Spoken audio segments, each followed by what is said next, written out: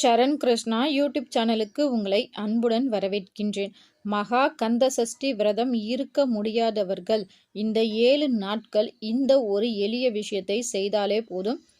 48 நாள் மகா கந்த சஷ்டி விரதம் இருந்த பலன் கட்டாயம் கிடைக்கும். அது என்ன விஷயம் அப்படிங்கிறத பற்றி தான் இந்த வீடியோவில் தெளிவாக நம்ம பார்க்க போகிறோம். மகா கந்த சஷ்டி விரதம் எப்போ ஆரம்பிக்கின்றது அப்படின்னு பார்த்தீங்கன்னா 22/10/2025, அதாவது இன்று முதல் 28/10/2025 வரைக்கும் மகா கந்த சஷ்டி விரதம் நமக்கு இருக்கின்றது. இந்த 7 நாட்கள், ஒரு சிலர் கேட்கலாம் 6 நாட்கள் தானே சூரசம்ஹாரத்தோட இந்த மகா கந்த சஷ்டி விரதம் பூர்த்தி ஆகின்றது அப்படின்னு நினச்சிட்டு இருக்கோம். மறுநாள் நம்ம முருகனுக்கு திருக்கல்யாணம் நிறைவு பெற்ற பிறகே இந்த மகா கந்த சஷ்டி விரதம் பூர்த்தியாகும்.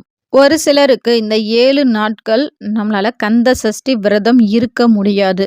பெண்களுக்கு மாதவிடாய் பிரச்சனை வரும். ஒரு சிலர் அசைவம் சாப்பிடக்கூடிய சூழல் இருக்கும். ஒரு சிலருக்கு உடல் உபாதைகள் இருக்கும். ஷார்ட்ஸில் என்னால் இவ்வளோதான் சொல்ல முடிந்தது. இதை லாங் வீடியோவை நம்ம சேனலில் போட்டிருக்கோம். ஃபுல் வீடியோ லிங்க் கீழே உள்ள ப்ளே பட்டன் இருக்குது. தேவைப்படுபவர்கள் பார்த்து பயன்பெறுங்கள். நன்றி, வணக்கம்.